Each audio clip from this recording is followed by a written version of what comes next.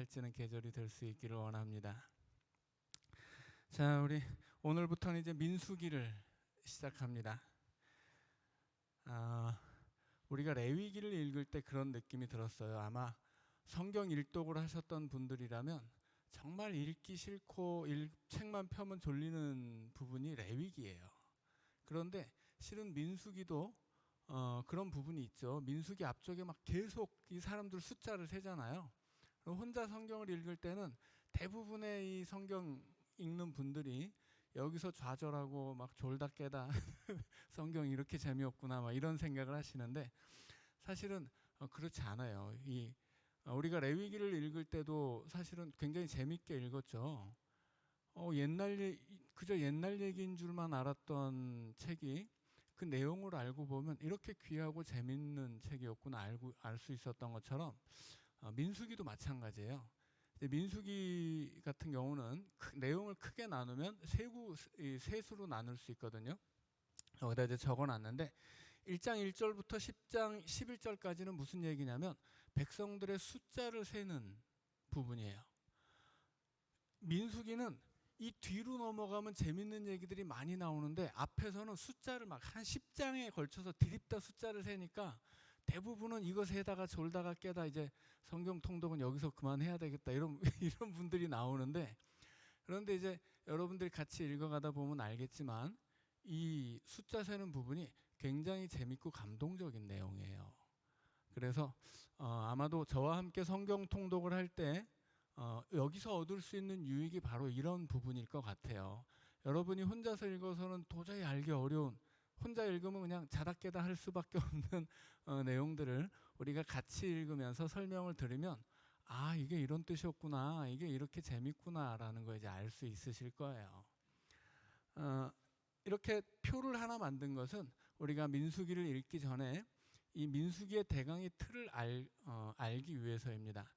제가 뭐 설교 시간에도 좀 재미는 없을지언정 이렇게 이야기의 틀 자체를 설명하는 경우가 자주 있는데 이걸 설명해야 되는 이유는 뭐예요? 이렇게 전체 이야기의 틀을 알아야 이 이야기 안에 나오는 작은 사건 혹은 작은 이야기들의 진짜 의미를 이해할 수 있기 때문이에요. 우리가 요나서 이야기할 때도 그런 이야기를 지난주에 드렸죠. 요나서를 읽을 때 요나서만 읽으면 요나서를 이해할 수가 없어요.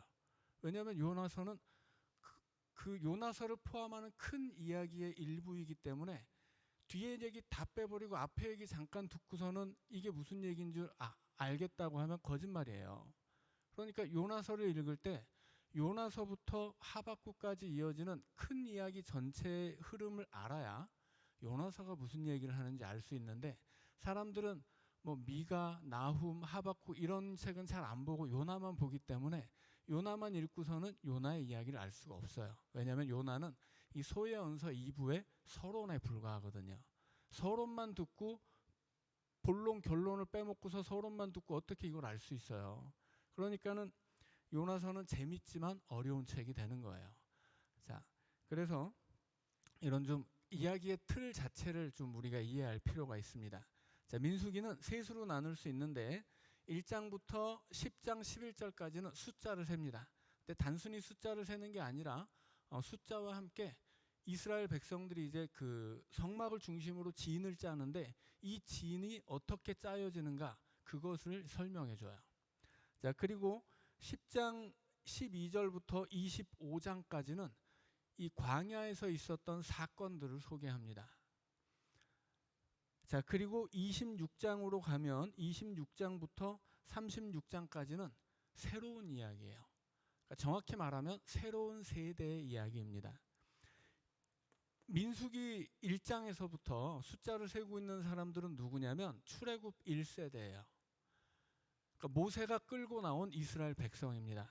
그런데 이 사람들 어떻게 돼요? 광야에서 다 죽어요. 그리고 살아남은 사람 둘밖에 없는데 여호수아와 갈렙이죠.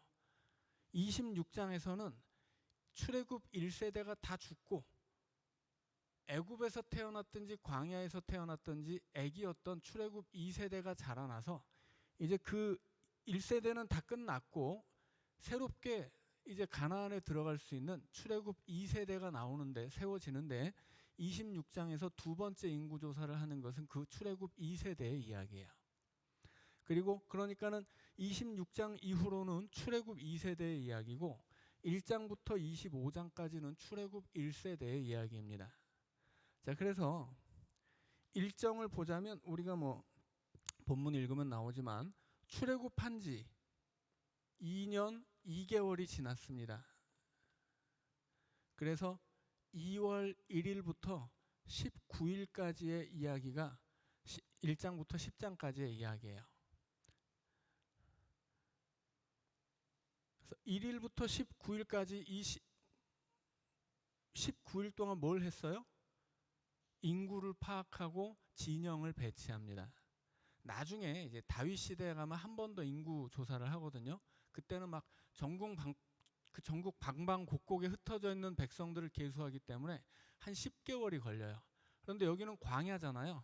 광야이니까 이 회막 앞에 사람들 싹 모아놓고 세니까 훨씬 빨리 끝납니다. 그래서 19일밖에 걸리지 않아요. 자, 그 다음에 여기는 38년이에요. 광야에서 지낸 시내산에서 출발해서 가나안에 한번 들어갔다가 실패하고 쫓겨나와서 38년을 더 돌죠. 그 38년의 광야에서 있었던 사건들에 관한 기록이에요. 뒤에는 말씀드린 것처럼 26장부터는 출애굽 2세대예요. 애굽에서 처음 나와서 광야에서 죽은 사람들 얘기는 이제 끝났고 출애굽 2세대가 시작되는데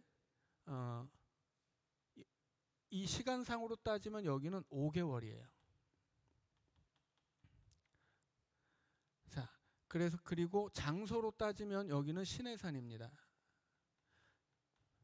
아직도 시내산을 벗어나지 못했어요. 출애굽기 마지막 그 장면에서 성막이 만들어지잖아요.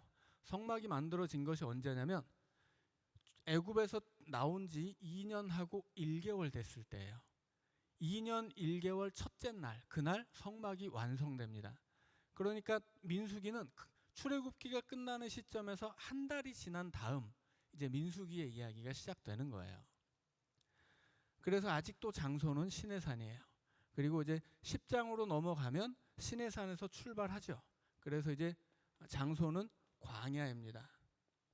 시내산에서 출발해서 가나안에 들어갔다가 다시 광야로 쫓겨나고 38년 동안 이제 헤매죠.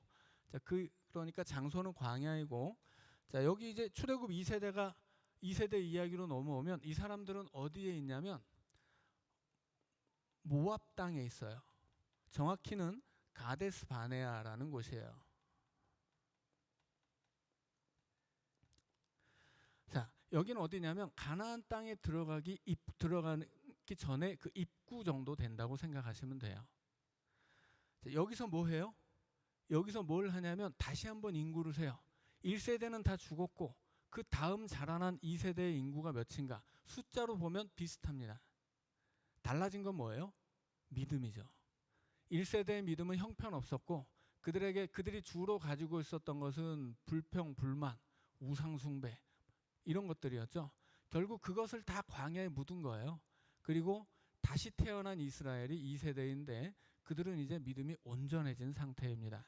그래서 다시 한번 인구 조사를 하고 그 다음에 새로 태어났기 때문에 1세대는 시내산에서 율법을 배웠잖아요. 2세대도 가데스 바네아에서 율법을 배웁니다.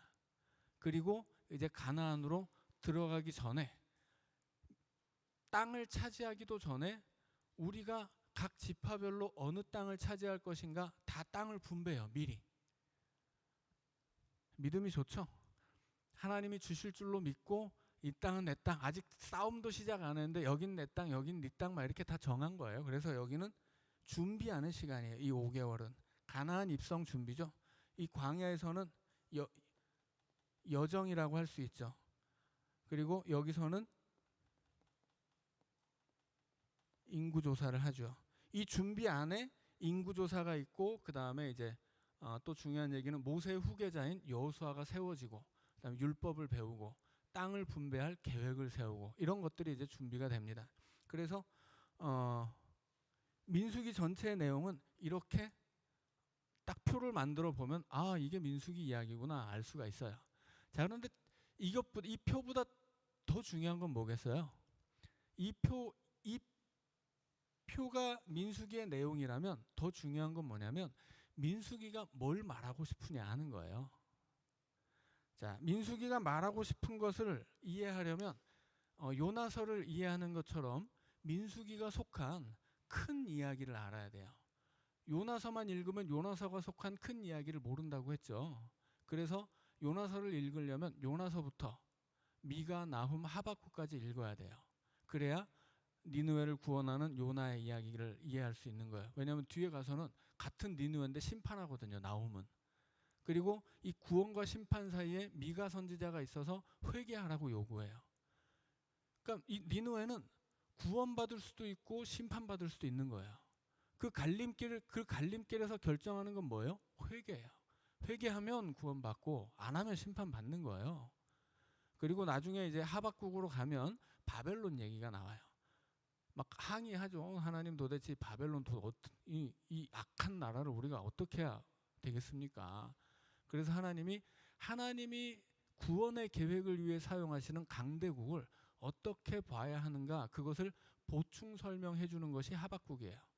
일부에서는 그 오바댜가 그런 책이에요. 호세아, 요엘, 아모스가 이스라엘의 구원과 심판에 관한 이야기고 오바댜가 이 아모스를 보충하는 책이거든요. 그래서 1, 2, 3부로 나눠진다고 했죠. 구조는 똑같아요. 이야기의 내용은 좀 다른데. 근데 아무튼 이 요나서를 이해하려면 끝까지 읽어야 된다는 거죠. 이야기를 처음에 끊지 말고 끝까지 읽어야 되는 거예요. 민수기도 마찬가지예요. 민수기도 큰 이야기의 일부분이거든요. 큰 이야기가 뭐예요? 모세오경이죠. 창세기부터 신명기까지 이어지는 이야기예요. 이 창세기부터 신명기까지 이어지는 이야기에 핵심이 있어요. 핵심. 그게 뭐냐면 인과응보예요. 자, 설교 때도 설명을 드렸죠. 인과응보는 뭐예요? 다른 말로 하면 공의예요. 콩 심은 데 콩 나고 팥 심은 데 팥 나는 것처럼 행한 대로 받는 것. 선을 행하면 복을 받을 것이고 악을 행하면 저주를 받는 거예요. 그게 하나님의 공의이고 그게 인과응보입니다. 이 인과응보가 어디에 적용되냐면 신명기까지의 모든 이야기에 하나님이 가지고 있는 원리, 구원의 원리가 인과응보인데 이 신명기 이후에 이어지는 이야기를 뭐라고 불러요? 신명기 역사라고 부릅니다. 신명기 역사는 여호수아, 그 뒤로 이어지는 열왕기까지의 이야기죠. 이스라엘의 모든 역사를 인과응보의 원리에 따라 설명하는 것이 신명기 역사예요. 근데 이 신명기 역사는 단순히 그 뒤에만 해당되는 게 신명기 뒤에만 해당되는 게 아니고 창세기부터 신명기까지가 다 이 인과응보의 원리로 설명이 됩니다. 하나님을 믿으면 복을 받는 거예요. 하나님 말씀에 순종하면 복을 받아요. 아니면 어떻게 돼요? 아니면 저주를 받고 화를 받고 심판을 받고 망하는 거죠. 자, 그래서 이 민수기가 말하는 것도 그런 맥락 속에 있는 거예요. 자, 우리가 처음에 읽어갈 이야기가 누구의 이야기예요? 출애굽 1세대의 이야기예요. 출애굽 1세대의 숫자를 세는데 어마어마합니다. 하나님이 처음에 20세 이상 전투에 임할 수 있는 백성의 수를 세라. 남자의 수 했는데 60몇만 명이에요. 그 군인으로 징집할 수 있는 사람의 숫자가 60입니다. 그러면 대한민국 국군의 대한민국 병사들의 숫자와 비슷해요. 물론 대한민국은 아주 연령대 차이가 좁죠. 폭이. 이스라엘에서는 20살부터 한 50살까지 센다면 우리나라 군인의 징집 대상은 20살부터 30세까지잖아요. 하지만 어쨌건 군인으로 모아놨더니 60만인 거예요. 어마어마한 숫자죠. 자, 이게 말하는 게 뭐냐면 두 가지예요. 첫째는 하나님은 약속을 지켰다 하는 거예요. 이 모든 이야기의 출발이 어디에 있냐면 창세기에 있거든요. 창세기 15장 아브라함에게 약속을 주시잖아요. 하늘의 별처럼 많은 자손을 너에게 주겠다. 그 약속이 여기서 이루어진 거예요. 전투에 임할 수 있는 장정만 60만이 넘으니까 하늘의 별처럼 많은 사람들이 만들어진 거죠. 그 다음에 이 사람들이 어디로 가고 있어요? 하나님이 약속하신 가나안 땅으로 가고 있어요. 그러니까 하나님은 약속을 지키신 것이고 지켜가고 있는 거예요. 그런데 이스라엘은 어때요? 안 지켜요. 자, 여기서 숫자가 세워지는데 이 세워지는 숫자의 의미는 두 개예요. 하나님은 약속을 지켰다. 두 번째는 이스라엘은 약속을 지키지 않았다 하는 거예요. 이게 굉장히 중요합니다.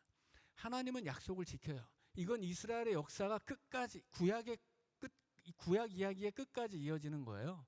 하나님은 아브라함에게 주셨던 약속을 잊지 않고 그 약속을 저버린 이스라엘의 역사 속에서 끝까지 이 약속을 성취해 나가시는 분이에요. 그런데 이스라엘은 이 약속을 어깁니다. 그 결과가 뭐예요? 60만이 넘는 대군이 전멸해요. 아무도 가나안 땅에 들어가지 못하고 달랑 두 사람밖에 들어가지 못하는데 이 두 사람의 특징이 뭐예요? 믿음 있는 사람이에요.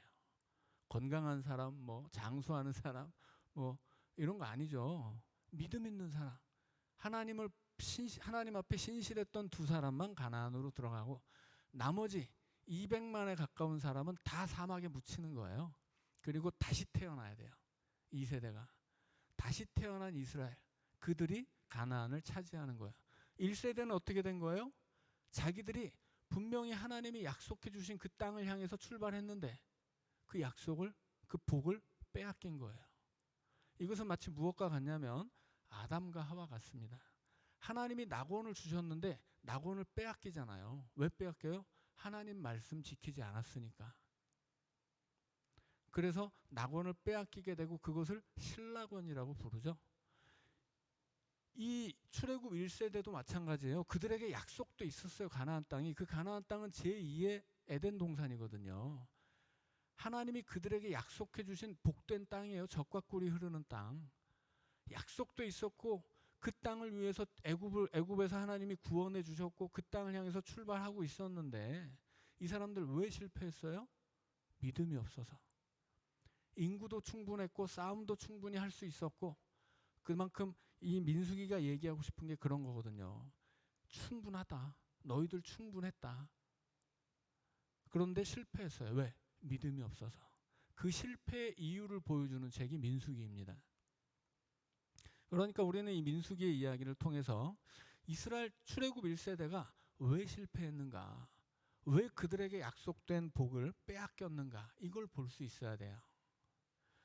자, 그리고 이제 이어지는 이야기는 이제 출애굽 2세대의 이야기는 본격적으로 이제 여호수아 시대에 가야 나오죠. 여호수아의 이야기는 민수기 이야기의 반대 이야기라고 이제 보시면 돼요. 여호수아는 막 그 가나안 땅을 다 정복하고 막 적들이 하나도 없이 만드는 그런 이야기죠. 다 승리하고 막 여기는 이 민수기의 이야기는 패배의 이야기예요. 중요한 것은 패배의 이유이고 우리는 민수기를 읽으면서 그 패배의 원인을 알 수 있어야 된다라는 것입니다. 자, 그러나 이 인과응보의 원리라고 하는 것이 단순히 콩 심은 데 콩 나고 팥 심은 데 팥 나는 그것으로 끝나진 않아요. 왜냐하면 그 원칙을 넘어서는 하나님의 사랑이 있거든요. 그래서 인과응보의 이 신명기 역사의 원리는 이 공의, 인과응보라고 할 수 있는데 그 구체적인 내용은 세 가지예요.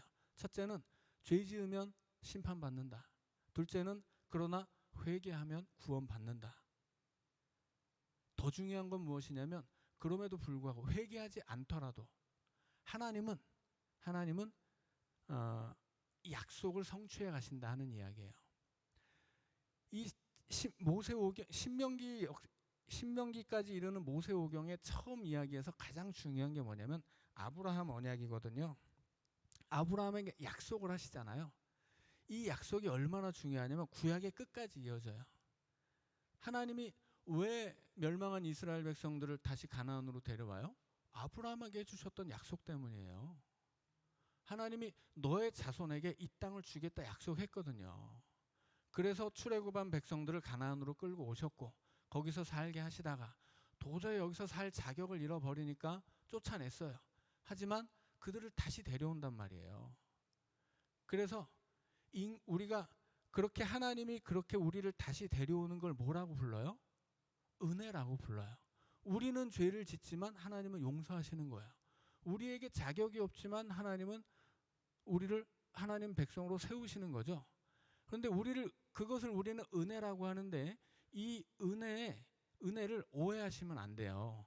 하나님의 은혜조차도 인과응보 안에 있어요. 그러면 인과응보라고 그러면 죄를 졌으면 심판을 받는 것이니까 은혜와는 다른 것처럼 느껴지는데 그렇지 않아요. 은혜라고 해서 덮어놓고 다 용서하고 덮어놓고 다 구원하는 게 아니에요. 항상 하나님은 행한 대로 받습니다. 그럼 하나님의 은혜는 뭐예요? 복을 받도록 행하게 하는 거예요. 그게 은혜예요. 그러니까 우리가 천국에 가잖아요. 그러면 우리가 천국에 들어가게 하는 것은 인과응보예요. 어떤 사람이 어떻게 해야 천국 갑니까? 예수 믿어야 돼요. 그래서 하나님이 우리로 하여금 천국에 갈 수 있도록 우리가 예수 믿게 해주시는 거예요. 그러니까 우리가 천국에 들어가는 것은 인과응보예요. 그것은 믿었으니까 가는 거예요. 은혜는 뭐예요? 천국에 들어가는 게 아니라 예수 믿게 하신 거예요. 우리는 예수를 믿을 수 없는 사람이거든요. 그런 우리가 예수 믿게 한 것이 은혜예요. 그리고 예수를 믿게 한 다음에 예수를 믿었으니 천국 가는 것은 당연한 일이에요. 인과응보니까.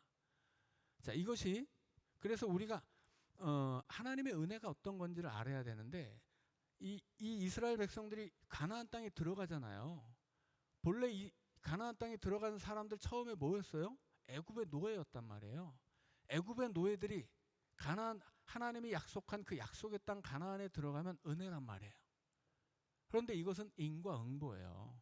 처음에는 들어갈 자격이 없었어요. 왜냐하면 그들은 불평, 불만, 우상숭배를 일삼았거든요. 자격이 없었어요. 하나님의 은혜는 뭐냐면 자격 없는 사람을 자격이 없음에도 불구하고 가나안 땅에 들여보내는 게 아니에요. 자격이 없기 때문에 자격을 만들어 주시는 거예요. 그 자격을 만들기 위해서 어떻게 해요? 광야에서 40년을 굴려요. 그래서 그 40년 동안 겪은 배고픔과 혹은 목마름과 거기서 만난 적들과 그 모든 그 40년의 험악하고 피 튀기는 과정을 통해서 그들이 뭘 획득해요? 가나안에 들어갈 수 있는 믿음을 획득하는 거예요. 하나님의 은혜는 뭐냐면 가나안에 들어가는 게 아니라는 거예요. 그건 인과응보예요. 가나안에 들어갈 만한 믿음을 가졌으니까 들어가는 거예요. 하나님의 은혜는 뭐냐면 가나안에 들어갈 수 있는 사람으로 만들어 주시는 거예요. 가나안에 들어갈 수 있는 사람으로 만들기 위해서 하나님이 뭘 하십니까? 일단 참아요. 다 죽여야 되는데 십계명 새기고 있을 때 그 밑에서 송아지 만들고 있었잖아요. 그래서 하나님이 처음 하신 말씀이 뭐예요? 모세야, 저것들 내가 다 죽여버리고 다시 시작할게, 이런 말씀을 하세요. 근데 모세가 하나님 붙잡고서 하나님 절대 죽이지 말아주세요, 이래가지고 봐주시거든요. 그러니까 하나님이 이 도저히 가나안에 들어갈 자격이 없는 사람들을 위해서 뭐 하는 거예요? 참는 거예요. 참고 기다리세요. 40년이나 기다리세요. 40년이나. 우리는 누가 나한테 한두 번 잘못하면 이제 막 분통이 터져가지고 네가 저번에도 그러더니 이번에 또 이러냐고 이렇게 화를 내는데, 하나님은 40년 동안 수십 번, 수백 번을 죄를 반복해도 끝까지 참으세요. 용서하시고 그리고 도와주세요. 가르치고 다듬어 가는 거예요. 그래서 결국은 어떻게 됩니까? 40년이 지나니까 이 사람들 가나안에 충분히 들어갈 자격을 획득했어요. 충분히 가나안에 들어갈 수 있는 성숙하고 올바른 믿음을 가지게 된 거예요. 그 40년 동안 하나님이 기다리고 인내하고 용서하면서 그들을 이끌고 가르치고 다듬어 오신 거죠. 그게 은혜예요. 그러니까 하나님의 은혜는 가나안에 있는 게 아니라 광야에 있는 거예요. 하나님의 은혜는 우리가 잘 되는 것에 있는 게 아니라 우리가 실패하는 그곳에 있다는 거예요. 우리의 인생이 막 다 잘 풀리고 성공하고 막 기쁨이 넘쳐나고 이게 은혜가 아니라는 거예요. 우리 삶에 다가오는 그 모든 고난을 통해서 우리를 그 고난의 길을 통해서 다듬어 가시는, 기다리시는, 가르치시는 그 모든 과정이 은혜예요.